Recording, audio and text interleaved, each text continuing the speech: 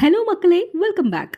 இன்னைக்கு வீடியோவில் நம்ம யாரை பற்றி பார்க்க போகிறோம்னா ரோவன் அட்கின்சன். இவரை ரோவன் அட்கின்சன் சொல்கிறத விட மிஸ்டர் பீன் அப்படின்னு சொன்னால் கண்டிப்பாக எல்லாருக்கும் தெரிஞ்சிருக்கும். இவரோட வாழ்க்கையில் நிறைய சோகங்களை கடந்து மற்றவங்களை சிரிக்க வச்சு இப்போ பெரிய ஸ்டார் ஆகி இருக்கிற மோட்டிவேட்டடான லைஃப் ஸ்டோரியை பற்றி தான் நம்ம இந்த வீடியோவில் பார்க்க போகிறோம். வாங்க வீடியோக்குள்ள போகலாம். ரோவன் அட்கின்சன் இவர் 1955 ஜனவரி மாதம் 6ஆம் தேதி இங்கிலாண்டில் பிறந்திருக்கிறாரு. இவர் தன்னோட வயசுலேயே நகைச்சுவை குணம் வாய்ந்தவராக இருந்திருக்கிறாரு. ஆனால் அந்த நகைச்சுவை பாடி லாங்குவேஜில் மட்டும்தான் இருந்திருக்கு. அவருக்கு அவ்வளவா பேச்சு வரல. அவரோட பேரண்ட்ஸ் டாக்டர் கிட்ட இவரை கூட்டிட்டு போய் காட்டும் போது தான் அவருக்கு ஸ்பீச் டிஸார்டர் இருக்கு அப்படின்னு தெரிய வருது. அவரால் நம்மள மாதிரி வேகமாக பேச முடியாது. ஆனால் அவங்களோட பேரண்ட்ஸ் ரோவனுக்கு இந்த டிஸார்டர் இருக்கிற மாதிரி எப்பவும் காமிச்சிக்கிட்டது இல்லை. அவரோட மனசு கஷ்டப்பட போகுது அப்படிங்கிறதுக்காகவே நார்மலாகவே அவரை ட்ரீட் பண்ணாங்க. ரோவனை ஸ்கூலில் சேர்த்துக்கிறதுக்கு அப்புறமா தான் அவருக்கு கிண்டலும் நையாண்டியும் நிறைய வர ஆரம்பிச்சிருக்கு.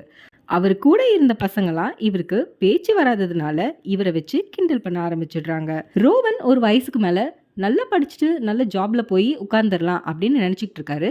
அவரோட கிராஜுவேஷனையும் முடிச்சிடுறாரு. ஆக்ஸ்போர்ட் யூனிவர்சிட்டியில் ஹையர் ஸ்டடீஸ்க்காக படிச்சுக்கிட்டு இருந்தப்போ அங்கே ஒரு நாடகம் போட்டிருந்தாங்க.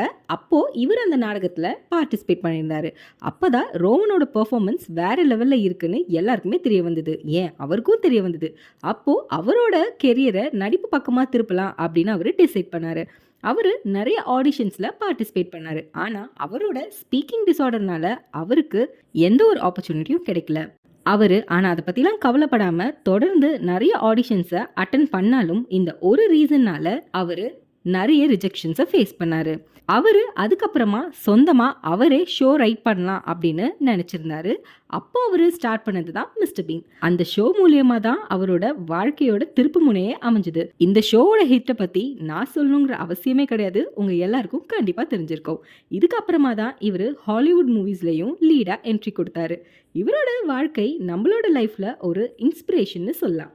உங்களுக்கு இந்த வீடியோ இன்ட்ரெஸ்டிங்காக இருந்திருக்கும்னு நம்புகிறேன். இந்த வீடியோ பிடிச்சிருந்தா வீடியோக்கு ஒரு லைக்கை போட்டு நம்ம சேனலை சப்ஸ்கிரைப் பண்ணிடுங்க.